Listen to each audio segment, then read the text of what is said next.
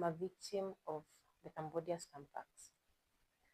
I was lured back in 2024 and arrived in Cambodia on 7th of November 2024. I arrived at the airport at around 8 p.m. and that was not the end of the journey. We still had to drive like 10 to 12 hours for us to reach the scam park. Initially, when I was applying for this job, I knew I was going to be a teacher for English in Cambodia. But upon reaching there, when we drove from the airport to that scam park, what made me feel like this was not a legitimate job because the perimeter walls were so high and the security guards were so many to a point I felt this is not a safe place for me. I had to ask, is this a prison or is this a school I was coming to teach? But I was told like further instruction is going to be given when I'm inside. Upon reaching the gate, my phone and my passport was confiscated. But before they took the phone, they had to change the IP address of the phone. And I was never allowed to use the phone again. The next day, that same day, I was taken to sleep.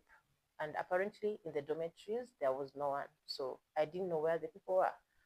So apparently, people worked there at night. The next day, in the evening, I was taken to the office for the induction period. And that is when I had to ask a question on what exactly I'm doing here. I was introduced to another Chinese boss. His name is Jimmy, and he's the one who told me like exactly what I'm coming to do. The main aim for them to hire me was to scam people, majorly Americans in the US. They had different platforms. In this scenario, what you're supposed to do, you're supposed to talk to the client in different kind of perspective. You can portray yourself to be a customer service in a bank. You can portray yourself to be a police officer. It depends on what you're told to do. And you have to abide by the script you're given to use.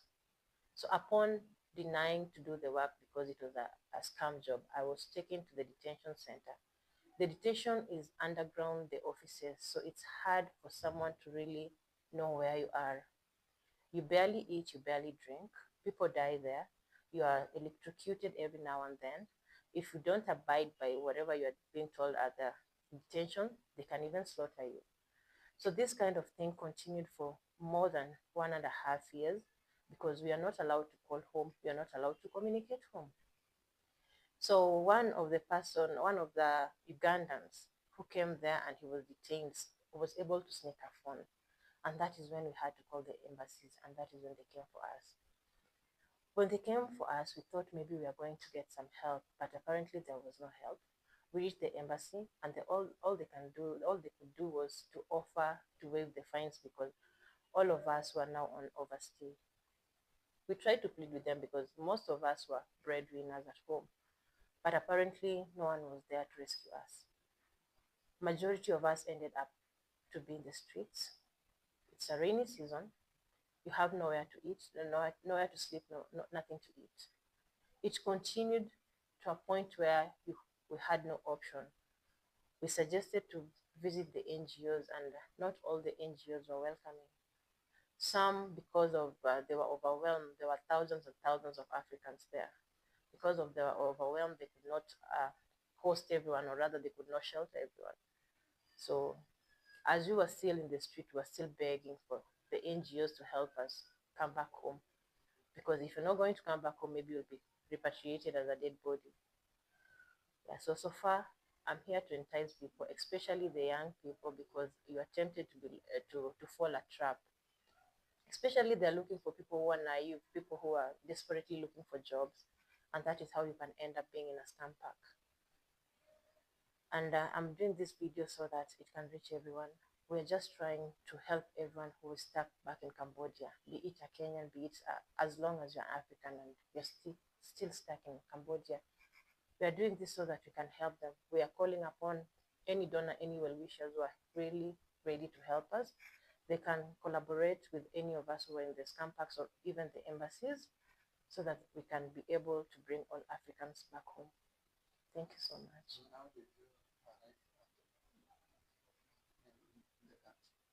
I arrived in the country because when I was still in Cambodia, as much as I approached Caritas, their facilities, their shelters were full. And that is when I was sleeping in the streets, I got another lady who connected me to another NGO, which is EOS, and it's an Australian NGO being run in Cambodia. As much as it's a small NGO still growing up, they don't have all the facilities to help us. So the little they had was just to buy tickets for us randomly. I've never met them in person, but we've just been communicating on phone. That is when they ended up doing an interview for me and paying my ticket back home. Upon arriving at Nairobi airport, I was stuck, and that is how I met people from the Shalom house. When I was stuck there, I think maybe they felt there was something wrong because we were in a group of three. They felt there was something wrong with us and they approached us. And we told them point blank, we have nowhere to go. We are still stuck as low as much as this is our country. We don't have anywhere to go. And that is how we ended up being there.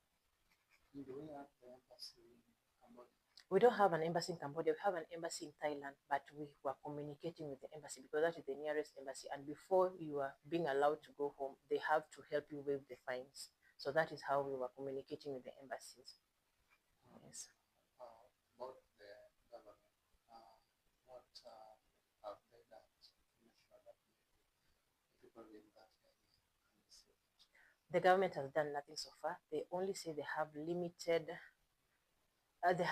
access to help everyone. The only thing they can do is to help us waive the fines, because it was said previously people are being tried to help, but majority of the people are being tried to help never came back home. So that is why they are a bit skeptical to help people come back home. So that is why we are reaching on to well-wishers and NGOs to help us come back home. Not necessarily Kenyans. All Africans are stuck out there. Yes. And if those people who have been given those jobs, they accept that job, or do they do the job, or after that they are being told to go back? What? In scamming parks? Yeah. In scamming parks, when you go there, you have like all your rights are being infringed. You have nothing to do. You have nothing to say. Whatever you're being told to do is what you'll do. So you'll find like when you go there, if you are sick, it's only upon it's by the God's grace. Maybe you can die there. People are dead. People die to a point where if someone dies, the Chinese will not do anything. It's upon us Africans to come and carry the body to find the nearest mortuary and do like a GoFund so that you can contribute something close to $12,000 to repatriate back their bodies. Yes. And in case maybe you accept that job, and then you decide that I don't want that job, are you taken where you are taken? So the moment you arrive and you say you don't want that job, the Chinese will tell you they've spent a lot of money to bring you there. Personally, when I refused, they told me they gave me a bill of $30,000 to pay because they said they used $30,000 on me from Kenya to Cambodia. So because I did not have that kind of money, they decided to detain me. I'm here to do this video because I just wanna reach out someone out there not to fall a victim of what I fell into when I left Kenya to part of East Asia country. Sometimes last year, September, a friend came to me and told me there's a job offer that is in Cambodia. It was a sales representative and the pay was well. The salary was supposed to be around $4,900.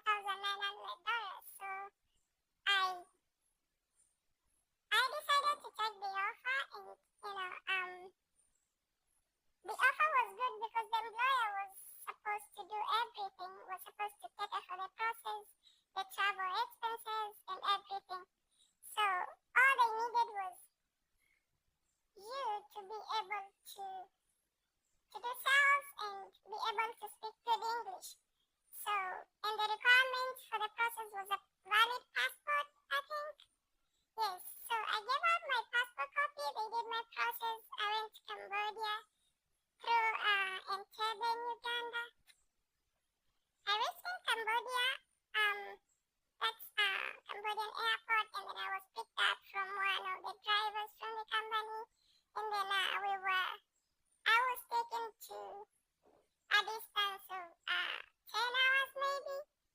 This is where the company was located. So when we reached the company, the first thing they did, they took out the passport and took out my phone, and I was taken to a place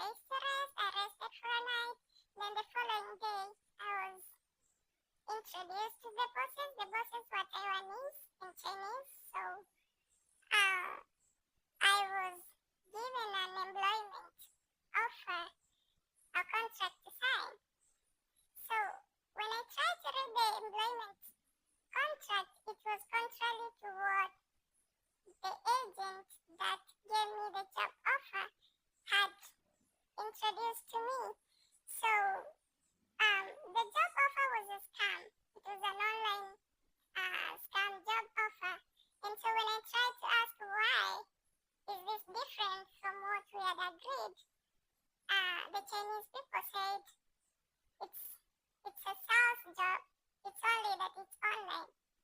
I said no, this is not what I applied for, and I'm not gonna take the job. So they told me like they spent a lot of money, doing my process from South Africa to Cambodia, and so if I'm not ready for the job, I need to pay back the money they used to process my documents to get to Cambodia. At that time, I did not have the money, so I still insisted I'm not ready to take the job. So when you insist you do not need to take the job, what they do is that they lock you somewhere. They lock you somewhere. No, at first they give you time to think if you need the job. If you still insist, they will lock you somewhere in a black room. No water, no food, no shower, no lights, no nothing. They only have big bouncers in these rooms who will torture you. They torture people sexually, they torture people psychologically, they torture people physically until you are forced to take this job because when the torture is too much, you can fall for the job. So we stayed in there for a couple of weeks, and then we decided to take the job. So they trained us on how to do the job. The job is a scam job. You need to lure people into online jobs, lie to them that you have a job offer that they can do from home, and once they do the job, they can get paid. So once you lure someone into that, they start doing the job, they're gonna keep, doing the job, getting paid, put in money, put out money, put in money until they end up losing a large amount of their money. So how we happen to get out of this scam company, it's when the bouncers beat an Asian nationality up until he died. So when he died, the police marked this company as a black company, so they came in for investigations. They did the investigations once, they came in a second time. Now the third time they came in to raid the whole company. This is when the Chinese people ran and left us without our passports, without money. When you work for these companies, most of them, they don't pay you. They lock you in there, you don't go out, you have no access to your phone, you don't get to reach your family. Like, you are enslaved. You do nothing. You are nobody. You're just grounded. Your work is to wake up, go to the company, do the job, do the scamming job. They have targets. If you do not meet targets, you have penalties. You can work standing for over 20 hours. You can go without food. You can be physically tortured. So you are forced to endure all this because you don't have an option. You don't have a choice. So one day the police came. They raided the park. Everybody left. We don't have our passports. We have nothing. So we are forced to get into the streets, trying to find a place in the hotels. We cannot be let into the hotels because the government, the Cambodian government, has already informed the tenants of the hotel, the landlords of the hotels, that the Africans in Cambodia are doing scams, so they are not allowed to get into any hotels or guest house. So we are forced to stay in the streets for long. No food, no shelter. It's rain season, it's summer season. For a long time, people have been going without food. People have been going without shelter.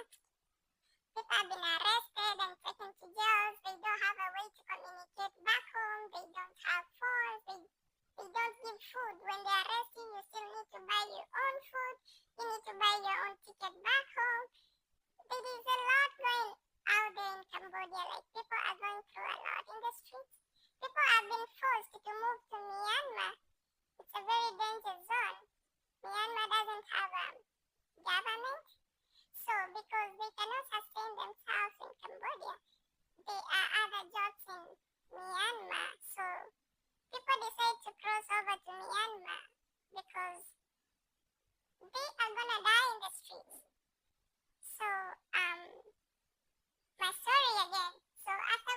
in the streets for long, we had to reach out to the embassy. The embassy created a group, Kenyans in Cambodia. They gave support, but the only support they could give was to waive the overstays, because you cannot leave the company if you're on overstay, because we did not have the valid visas to work in Cambodia. So they waived the overstay, so we had an amnesty. So if you have an amnesty, you can buy a ticket and leave the country. But most people cannot buy tickets because they've not been paid. They've been working without pay. They've been in the streets for long without food. They don't have a way that they can pay tickets to come back home. So we reached out to RM. RM cannot support everyone in Cambodia who is stuck in the streets, because there's a lot of people, there's a lot of Africans, there's a lot of Asians stuck in the street of Cambodia. Actually, there are even Colombians, there are Spanish people, Brazilian people, people from all over the world came to Cambodia, were lured into these jobs. So the RM supports everyone from around the globe, and it's too much for them. So they are not able to give shelter to everyone. So it's then we got to reach out to NGOs. The NGOs are not so many in Cambodia. There are few NGOs. They're trying their best. They're really trying their best because they have helped a number of people to get back home. But still, there's a lot of people in the streets of Cambodia. There are a lot of people dying silently in Cambodia. The Chinese people kill people who are not able to work and meet targets in Cambodia. Chinese people kill people who try to challenge them about the rules they have put in these parks. So I'm just reaching out there to anyone who might be lured into these, Chinese jobs in Asia. There are no jobs in Asia. There are no jobs in Asia. Kenya is better than Asia. There are no jobs in East Asia. The jobs that are in East Asia right now, they are the scamming jobs.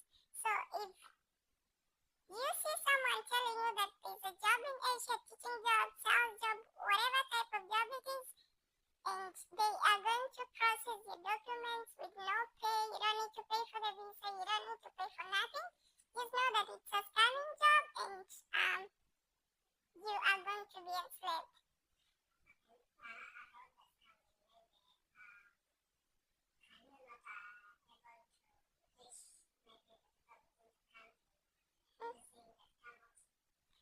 Yes, there are companies scamming Kenya. There are companies scamming. They scam anyone in the world. They scam everyone in the world. They scam even their own Chinese people. It's anyone who can fall for this trap. They will come to you and tell you they have an online job they're offering. Everyone needs a part-time job, right? So you will fall for it. Once you fall for it, they pay you, they'll pay you once, they'll pay you twice, they'll pay you thrice. You will feel like this is a real job, this is a good deal. And then after that, because they use cryptocurrency, they're gonna freeze your money, the money that they have been paying you, and the money they're going to ask you to put in. It's that kind of thing that put 100 and get 150. So you keep putting your money. When your money is a large amount of money, they freeze it. You cannot access it. So that is what they do. They can also call you as a bank representative from the bank and tell you that maybe your details have been used to do fraud and you need to maybe, make a report with the police, blah, blah, blah, blah. In that process, they will eventually get to access your bank account, because as they keep talking to you, they keep investigating you, and you keep giving them information.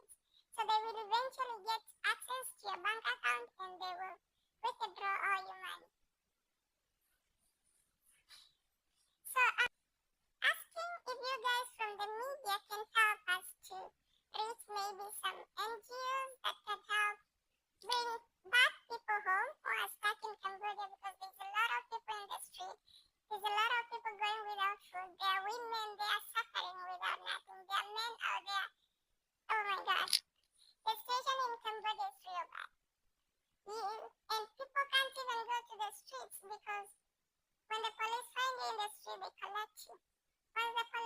they put you in. They're not gonna pay for your tickets. They're not gonna give you food. Cambodia is not a rich country that can be able to feed prisoners or So it's up to you. Once they catch you, it's up to you to buy your own food. It's up to you to find your own ticket. So if there's any help we can get from you guys, through you guys, from someone who can support people in Cambodia, we will be grateful.